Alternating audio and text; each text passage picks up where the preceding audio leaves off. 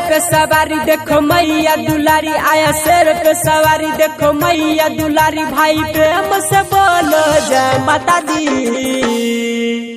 जय माता दी बोलो जय माता दी, जय माता दी बोलो जय माता दी, जय माता दी बोलो जय माता दी। आया शेर पे सवारी देखो मैया दुलारी, आया शेर पे सवारी देखो मैया दुलारी। भाई प्रेम से बोलो जय माता दी,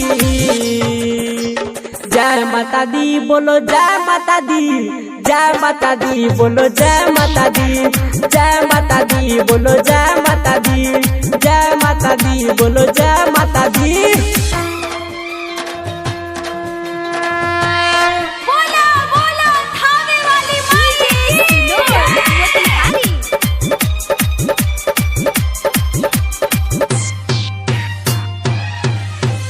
कोई न जाता दर से खाली, उठाओ दोनों हाथ बजाओ ताली। कोई न जाता दर से खाली, उठाओ दोनों हाथ बजाओ ताली। कोई कहे दुर्गा कोई कहे काली, इनके रूप है महिमा निराली। इनके शक्तियाँ पार कर सबके बेड़ा पार, इनके शक्तियाँ पार कर सबके बेड़ा पार। भाई प्रेम से बोलो जय माता दी,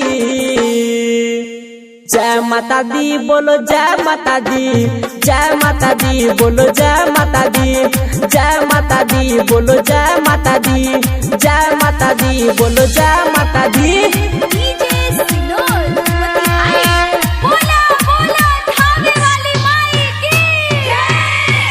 दूध में चावल से खीर बनता है, माता के दर पे तकदीर बनता है।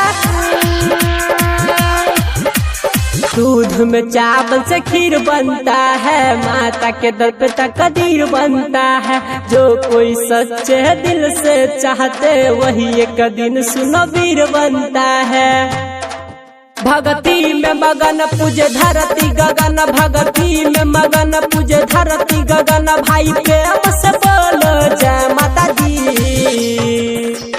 जय माता दी बोलो जय माता दी, जय माता दी बोलो जय माता दी, जय माता दी बोलो जय माता दी, जय माता दी बोलो जय माता दी।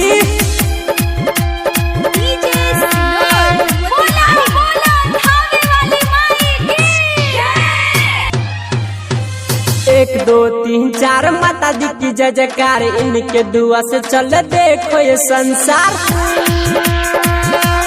हाँ हाँ एक दो तीन चार माता जी की जय जयकार, इनके दुआ से चल देखो ये संसार। जो कोई लेता है इनका है नाम, मैया जी करती है इनका बेड़ा पार।